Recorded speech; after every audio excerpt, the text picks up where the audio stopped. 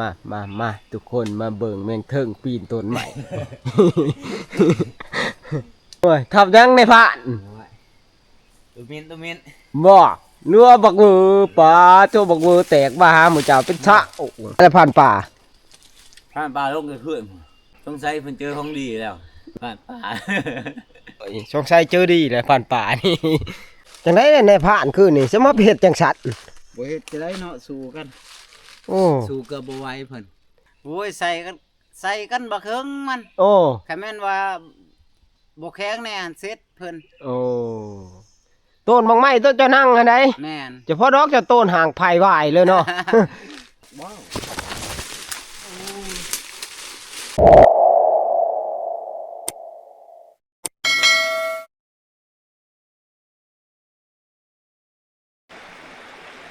สบายดีตอนเช้าเนาะบ่ว่าสิอยู่ภายในและต่างประเทศเนาะแล้วก็ยินดีต้อนรับ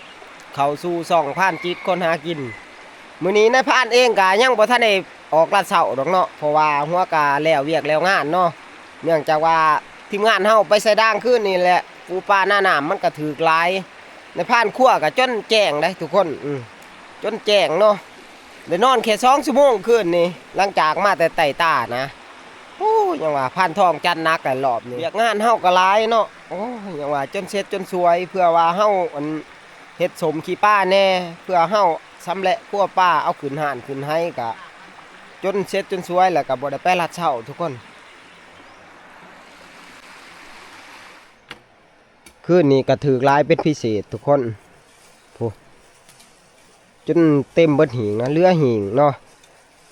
จนเฒ่าพ่อเพิ่นก็ตักตอกเพื่อสิสานห่านใหม่นะสานหิงใหม่ห่านเฮานี่มันเรือทุกคนผ่านป่าก็มาเลยตลาดเช้าเนาะไปแต่คืนนี่ผู้ประจักษ์ผ่านป่าก็ได้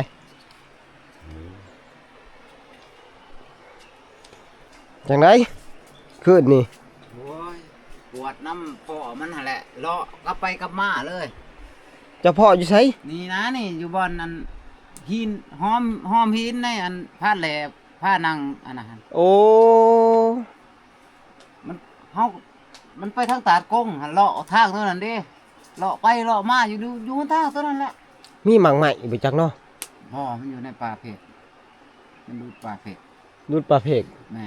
เฉพาะดอกข่อยไปไต่ตาบ่แมงข้างแข็งคือนี่มีแต่ห้อยมันลงอันแถววังติอุฮะ อันแหละบอกง่ายว่ามันบ่ได้ไปดอกทางเมืองนั่นมันอยู่แต่ในหิมเซ่นี่ โอ้ หมูหา มันมุ่งหน้าไปทางใดมุ่งหน้าไปทางใด อยู่ในนี้แล้วแหละนี่ในตุ้งตัวนี้โค้งตัวนี้ โอ้บ่ได้ทับมันเนาะ บ่มันเป็นทึมลาย โอ้มันหก ๆพวกเวลามันถ่วงมันทางดังเฮาก็ซองหาบ่เห็น จะได้ก็บ่เห็นเมื่อยซื่อ บ่ได้ขึ้นนั่งห่างบ่ซะ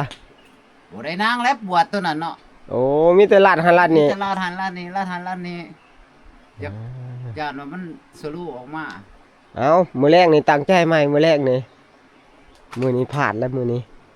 ข่อยคือกันแหละบ่เห็นอิหยังแล้วก็ลงมาไต่แมงข้างแข็งขึ้นนี่บ่าวสัญญาเด้มันเข้าอยู่บ่ บ่าวสัญญาเพิ่นว่าเขาได้ตนเฮาไปเบิ่งเพิ่นว่าได้ยินรหัสจักแม่นจักบ่แหละจังว่าสิไปกวดเบิ่งใหม่ข่อยก็ได้ในเฮาบ่ได้ออกลาดเช้าแล้วก็เฮาก็สิมาเฮ็ดอยู่ครัวกินถ้าทีมงานเฮาเนาะก็คือเนื้อบักเวอน้อยเฮาแหละในมื้อนั้นเนาะในพานก็สิมาผักอบนะอบก็คือสิเปื่อยง่ายอยู่ดอกหมูน้อยเนาะอบถ้าทีมงานเฮา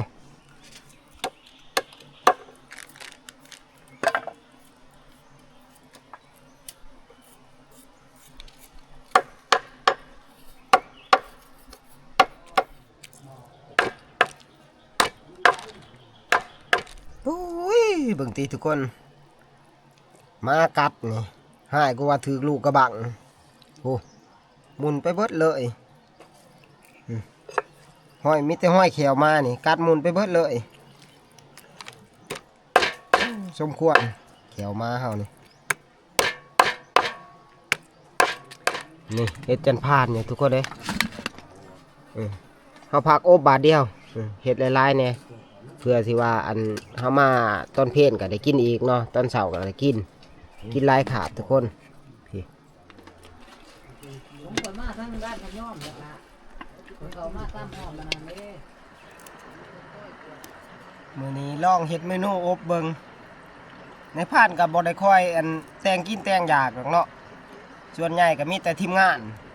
แต่ว่าทีมงานเฮาบ่อยู่ในพานก็จำเป็นบัดนี้เนาะสิลองเฮ็ดอบเบิงจักสิแซ่บหรือบ่แซ่บเลยทุกคนอบเบอร์หน่อยเนาะขาดบ่ได้ก็คือกระเทียมนี่แหละกระเทียมหัวชิไข่น้ำตาลทุกคน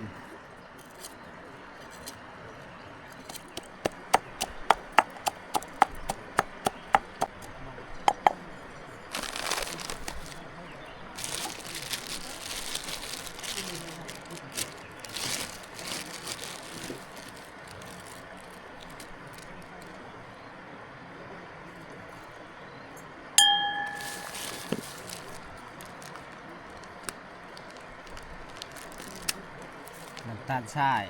ขาดบ่ได้อีหลีสำหรับเมนูอบ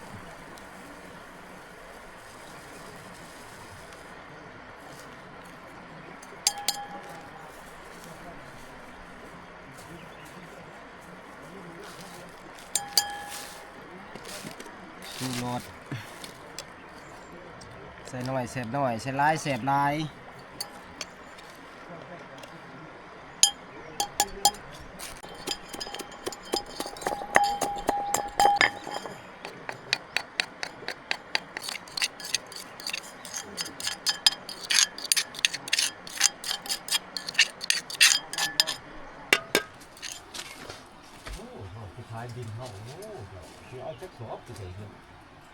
วันนี้มีแต่ว่ารอเวลาเนาะ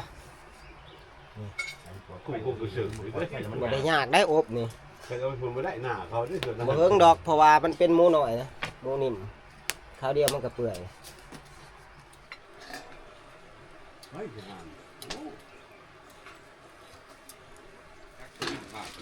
บ่เหลวมีกันยังเขา มันหอนมันกระปุกยังอยู่กับทองก็ดี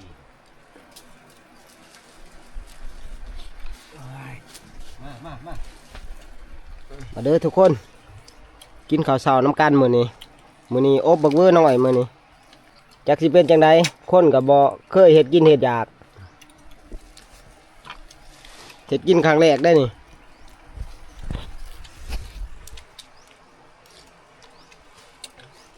ห้องเสียงมันห้องแกล้กโอ้ยครับมันนอก เจ้าแล่นใส่เอาประสันจนน้ำไว้กอเบิดคิดว่าสิทันแม่มัน งามครับงามไว้หน่อยไอ้นี่เนาะปวดเอาไว้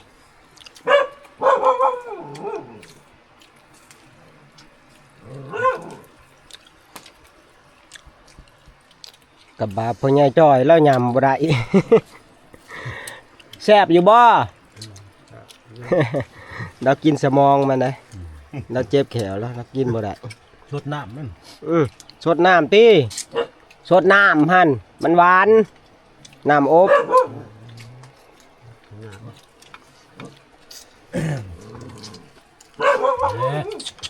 เกือบ เฮาอิหยังล่ะถ้าเกิบข้าวกินน้ำแล้วกะเฮากะรอพันทองบัดนี้เนาะทุกคนรอลุ้นแต่พันทองแล้วก็บ่ทันได้มากับอันเฒ่าพ่อแล้วก็แม่ทับกุ้งเพิ่นก็ไปแต่เช้าพุ่นถ้าได้เห็นมานะสักมานก็บ่มานแหละสงสัยสิถูกหลายแล้วแหละมึงส่งตอนนี้ก็เดี๋ยวเข้าเที่ยงเพศแล้วแหละทุกคนเอ้ยไปแต่เช้าพุ่นเนาะแล้วผ่านก็สิมาปีนป้าถามหมู่เพิ่นนี่แหละผู้ปานหาน้ำเฮาก็กำลังมัง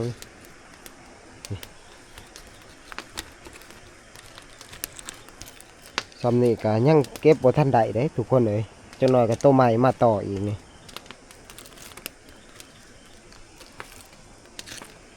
แต่ว่าอันพวกถ้าพ่อเพิ่นก็ต่อไว้แล้วแหละห่านเนาะว่าสิพอดีหรือบ่พอได้ประมาณก็คือสิพอดีเนาะ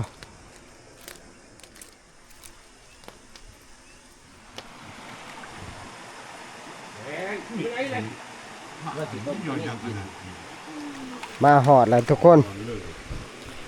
โอ้ยยังวะเพื่อมาหอดนี่โอ้ยอันนี้เปื่อยน้ำเลยนี่ ราะว่าอันทีมงานเฮาไปใส่ไก่นะเพื่อมาฮอดนี่ตอนนี้ก็บ่าย2 โมงแล้วเนาะโอ้จนเน่าจนบวมเลยอันนี้เอาไปใส่ไก่โพดโอ้น่าสิได้อีหลิได้ก็บ่สดเด้อรอบนี้เด้อโมเมนต์ว่ามีเท่านี้ได้ทุกคนเลยยังอยู่ด่างนี่ก็ท่านได้ปลดแล้วเนาะในผ่านก็สิมอบหน้าที่ให้ทีมงานเฮาอยู่ตัวนี้เนาะในผ่านก็สิไปปลดพุ่นแหละอยู่ด่างพุ่น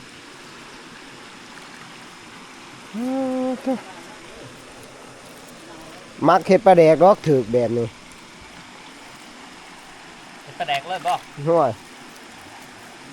เนื้อไฟไล่หนังแล้วเนาะ นี่ทุกคนส่วนโตปลดบ่ทันแล้วนะก็เปื่อยก็บวมหมดเลยแหละเพราะว่าอันนี้ตอนนี้ก็จน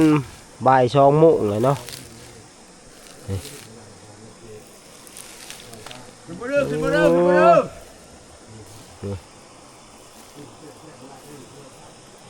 ได้บ่สดแล้วบัดนี้อยากบวมหมดเลยนี่ ลอยห้างพันห้างปลา ปลาเหือรอนี่โลก ปลาเรือลอยยิ่งทำทิ้ง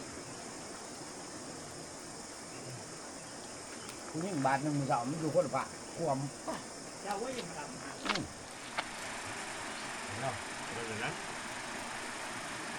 อยากงานเฮาก็สำเร็จเบิดแล้วบาดนี้เนาะปูป้าเฮาก็เริ่มมั่งเลยทีมงานเฮาเอาขึ้นห่านขึ้นหิงเนาะนี่ตัวนี้ก็คือได้ในคืนเมื่อก่อนนะก็คือว่ามันแห้งเบิดแล้วเนาะส่วนยังตัวนี้ตัวได้บางเสาร์นี้เนาะเพื่อได้เอาขึ้นห่านในกาเบิ่งตี้ทุกคนเลยกาบ่อยากชดปานใดเนาะงวดนี้เพราะว่าทีมงานเฮาไปใส่ไก่จนค่ำเลยได้ทุกคนหัวก็แล้วเวียงแล้วงานเนาะถ้าพ่อก็สร้างด่างกับบ่ทันได้แล้วแต่ส่วนหนึ่งกะหัวหน้าใหญ่เพิ่นเอาไปใส่เบิดแล้วคือถ้าพ่อหั่นแหละเนาะเพิ่นก็ลงน้ำ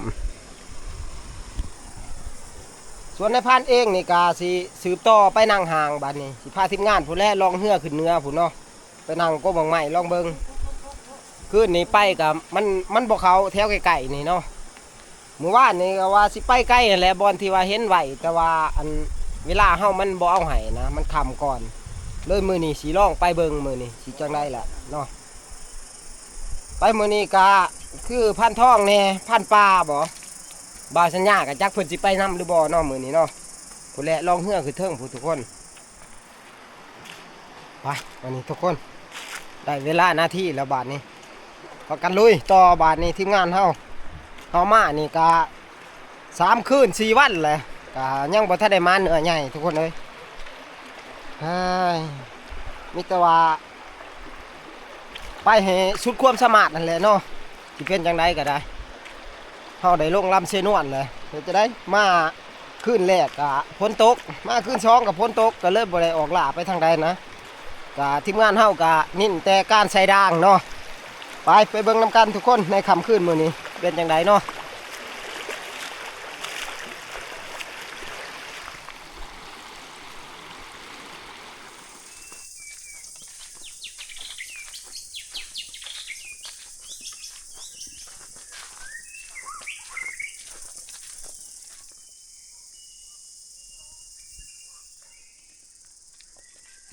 เขาก็ลงมาหอดทาเหือเขาเลยเนาะนี่เหือลำนี่ใหญ่ได้ทุกคนบรรจุคนใดนี่ก็บรรทุกคนใดนี่ก็ประมาณ8-9 คนก็ยังบ่ลมได้เหือลำนี่เนาะในผ่านเฮ็ดมานี่ก็หลายปีแล้วเนาะอย่าเข้า10 ปีแล้วเหือลำนี่มันไม่ย่างหน้าในผ่านเฮ็ดบัดนี้แต่นี้ไปนี่ก็หาจุดที่ว่าในผ่านสิไปนั่งห่างนี่ก็ประมาณ3 กิโลทุกคนแล้วก็ปีนขึ้นอีกปีนหน้าผาขึ้นอีกเนาะปีนหน่วยผู้ขึ้นกับประมาณอีกกิโลหนึ่งรวมแล้วกับประมาณ4 กิโลแหละนายถ่ายก็คือบาวชัญญาคือเก่าคือเดิมแหละเนาะเพราะว่าเพิ่นเป็นลูกชายเซ่ได้เพิ่นนี่เป็นลูกรับเซ่ก็ว่าได้ส่วนในพาดเองนี่ก็บ่เคยคัดถ่ายยี่คือพัดท่องนี่ก็พอได้อยู่เนาะ ไปบัดนี้ตะเว้นก็เริ่มค่ำแล้ว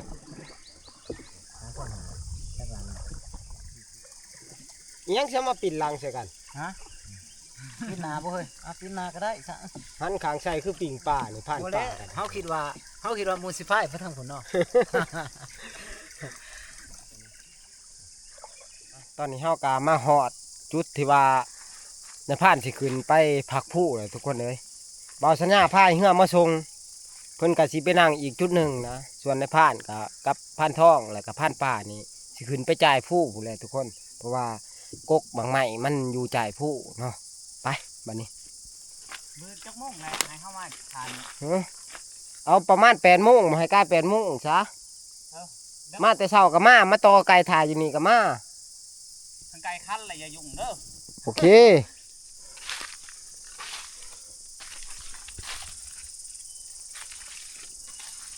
ตามลำห้องบ่มีหยังมีแต่ห้อยบักเวอลงมาเล่นทุกคนเลยแตกทีไปเบิดเลยว้าห้อยไปใหม่ๆอย่างได้ในบ้านนี่นี่โอ้นี่ไปของยานี่ไปจัก แม่นมันตีมัน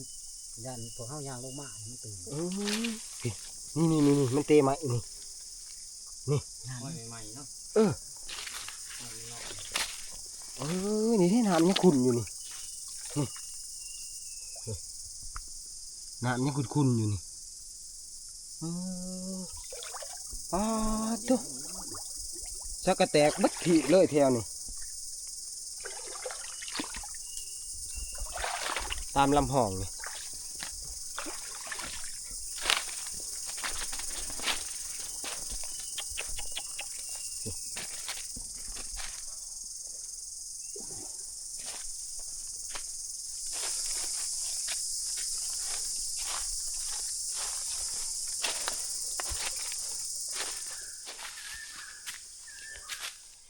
มาหอดต้นหมากไหม้เลยทุกคนต้นนี้ก็มันก็เข้าดีเลยบางหนึ่งนี่มันตื่นออกเลยทุกคนมาบ่ทันซ้ำเขามาคำพูดนะได้ยินแต่เสียงละหัดนี่บางทีนี่มันกินแป้นบะทีเลยทุกคนแป้นไปเบิดเลยปลาตัวมันเลือดแต่ไหนมันเลือดแต่ไหนนี่ห้อยมันหยำ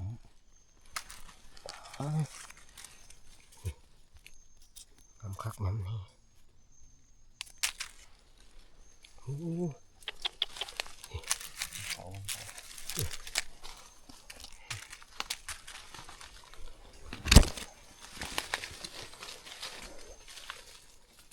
ตัวนี้ในผ่านสีมอบให้ผ่านทองแท้เนาะส่วนตัวนั้นผ่านป่าขึ้นแหละทุกคนผ่านป่าก็เอาต้นไก่ๆกันนี่แหละหาหมองนางเด้อในผ่านเด้อคอยไปนางต้นนะตัวนี้ผ่านป่าเพิ่นก็ปลูกอู่เนาะไปบ้านนี้ยังเหลือแต่ในผ่านบ้านนี้จะสิไปนางต้นได้แหละเพราะว่าต้นที่มันเข่านี่กับป้าให้ทีมงานนางเบิดเลยในผ่านก็สิไปหาศอกเอาไม้เนาะเ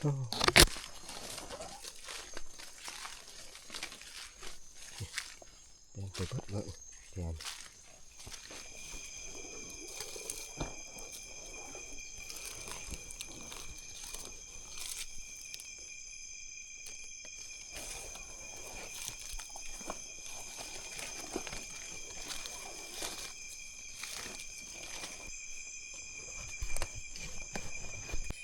โอ้ยทุกคนเลย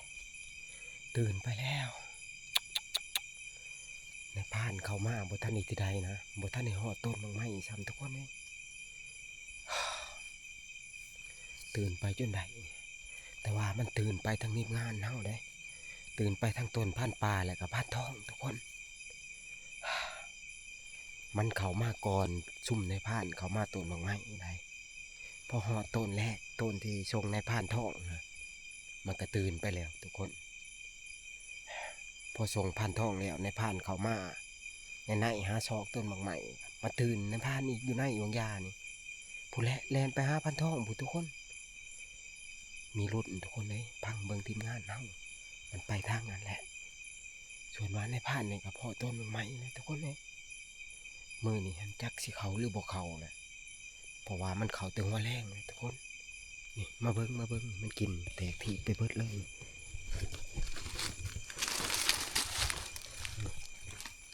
ห่วยมัน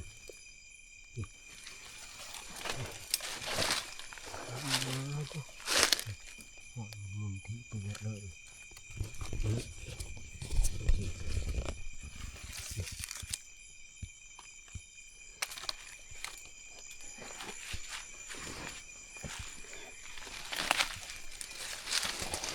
ดูเบิดเลยเขาแปลนที่เบิดเลย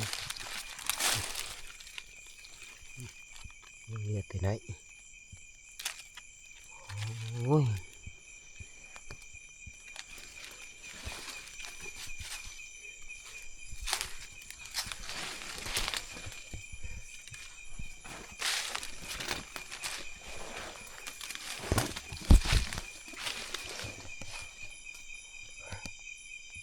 มันนี่ในพานก็จะขึ้นผูกอู่อยู่ต้นนี่แหละทุกคนจากสีซองเห็นหรือบ่ได้ต้นนี่สูงเติบแล้วเนาะพูดผูกอู่แล้วเลยทุกคนเมื่อยดิในพานปีนขึ้นมาเนี่ยก็ประมาณ5 เมตรได้จากสีเขาหรือบ่เขาเนาะอันมักเบอร์เฮาในมือนี้นะแต่ที่แน่ๆก็เปอร์เซ็นต์ก็มีน้อยแหละทุกคนเลยเพราะว่ามันก็เฮาเขามาเนี่ยมันก็ตื่นไปแหละเนาะมีแต่ว่าล่อรุ่นมื้อเช้าแต่ว่ามันลบมาครั้งที่2ก็มีเนาะกับล่อรุ่นในพันทองแท้เพิ่นกับพันป่าเพราะว่าในพันเขามาบางอย่างนี่มันแตกไปทักเพิ่นเนาะมีแต่ว่าล่อรุ่นทุกคนอันนี้ก็ในพันก็ขออนุญาตปิดไพ่เนาะเพื่อความสงบและก็พังรหัสชัดทุกคน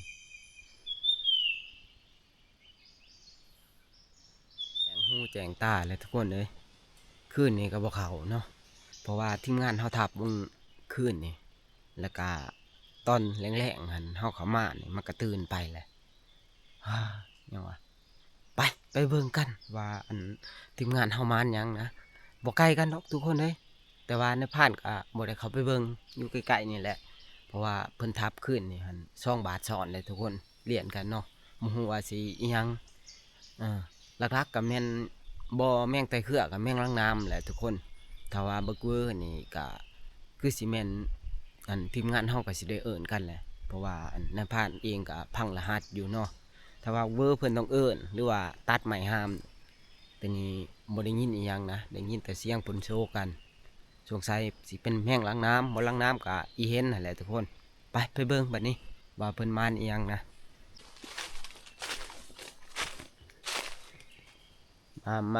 มาทุกคนมาเบิ่งแมงเทิงปีนต้นใหม่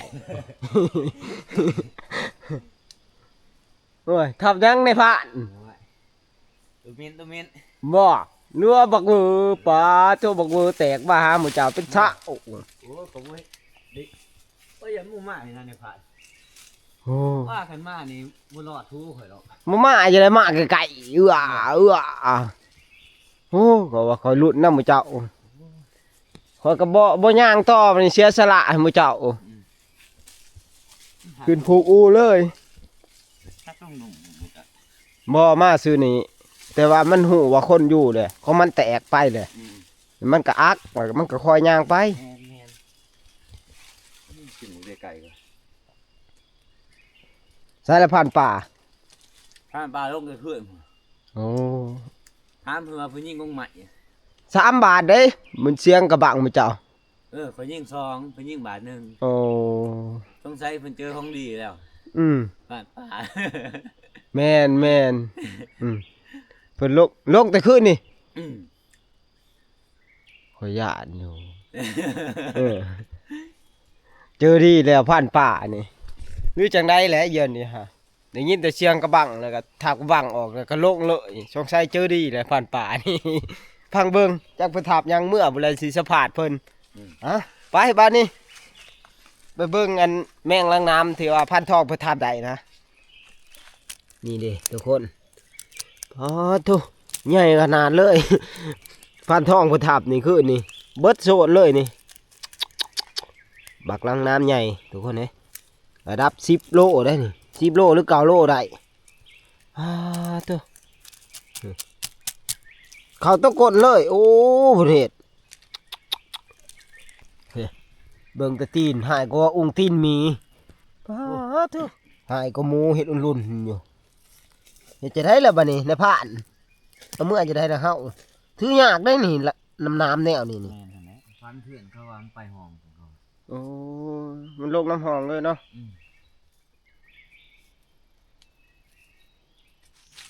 ให้พระทองเพิ่นมัดคามันเฮาสิห้ามเอา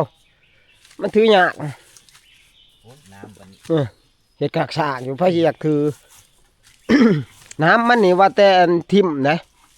ปวดขนาดมีผิดมีไล่เพิ่นนี่ ดอกบ้าว มูมาอย่าคือบ่ชนเหรอโอ้มันสิกินอันเหนียวพันปลานี่เด้อ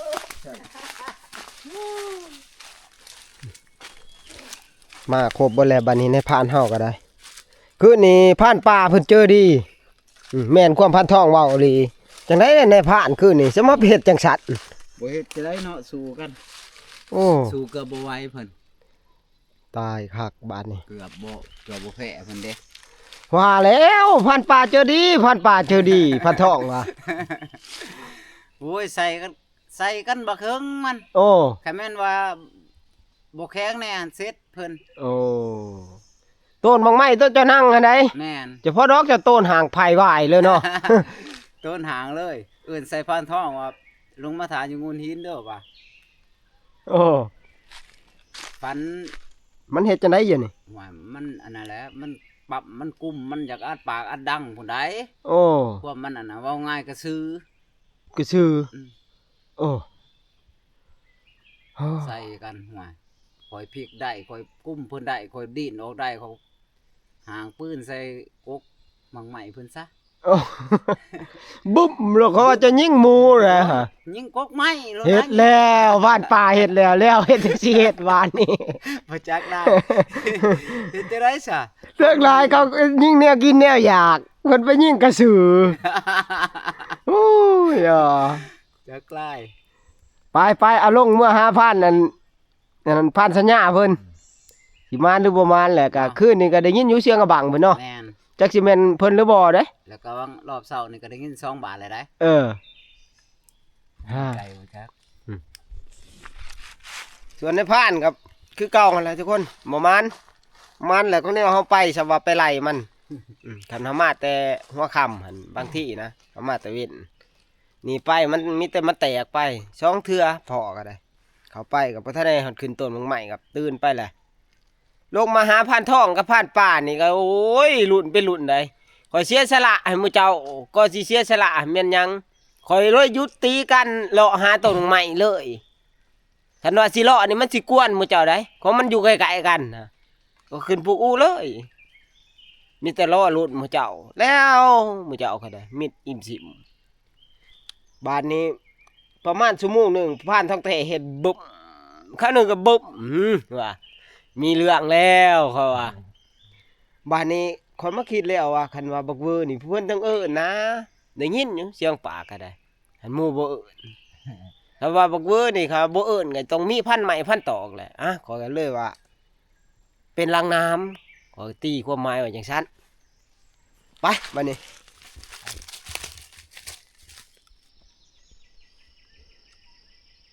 บัดนี้เฮาเอาลงมาฮอดลำเซ่เลยส่วนว่าบ่าวสัญญาณนี่ผู้แล้วเพิ่นต่อใกล้อยู่พังนะผู้นี่เหือเพิ่นผู้เนาะนี่แหละเฮาสิเอาใส่ลำเหือนี่ก็ลองเมื่อเลยเนาะเพื่อเมื่อฮอดอันทาบเฮานี่ก็อยากช่วยเลยแหละเพราะว่าเฮากับพาวแน่มื้อนี้ก็เลยบ่ได้ออกดัดเช้าเนาะพาวนํผู้และปูป้าหน้าน้ำเฮาทีมงานเฮาลงใส่ด่างนะถ้าว่าบ่ซอยอันมือซอยตีนกันก็อย่ามาเนาปูป้าเฮาก็ได้ใส่ละบ่าวสัญญาห่วยมาได้สวยแล้วบ้านนี้เฮาก็เอาลงเหือเลยเนาะโอ้น้ำก็บ่มีสาบ่าวสัญญานี่ก็ได้ บ่นำไล่เขาอยู่นี่ได้ บ่ไปลงมาผ่านป่า เราว่าสิยางเอาเราอ่ะ ย่างบ่ เช็ดจื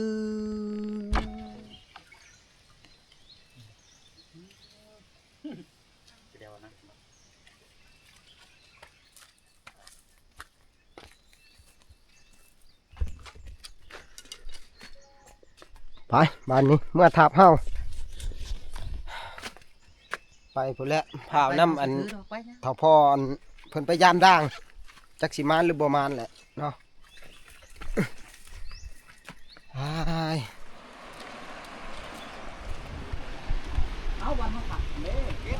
เฮ้ยเว้ยอ้าวบ้านนี้ เขาเอิ้นว่า จะมาลงไปแมบน้ำแนวนั้นพันกุ้งก็ได้ ล้ม โอ้ย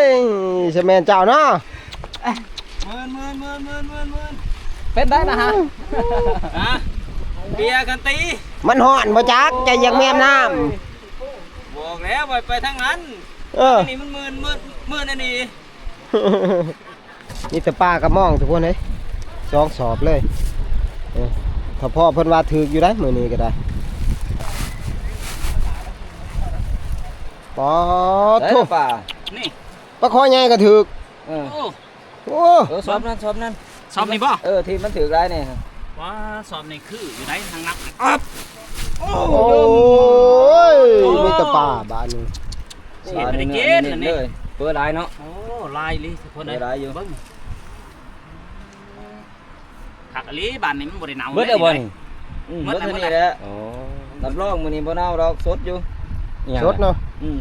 โอ้ให้ลาป้าให้กินโอเคได้ครับ อ่ะมาหอดทับเฮาแล้วบ้านนี้อ้าวยังวะเมื่อยหลายทุกคนเลยไปก็คิดว่าสิได้ทับบักเวอร์ก็บ่ได้ทับสำว่าไปไล่มันเนาะนี่พ่อใหญ่จอยมาหอดแล้วก็อันขูดบักอันล้างน้ำเลยขูดโคนมันออกนะนี่อันเด้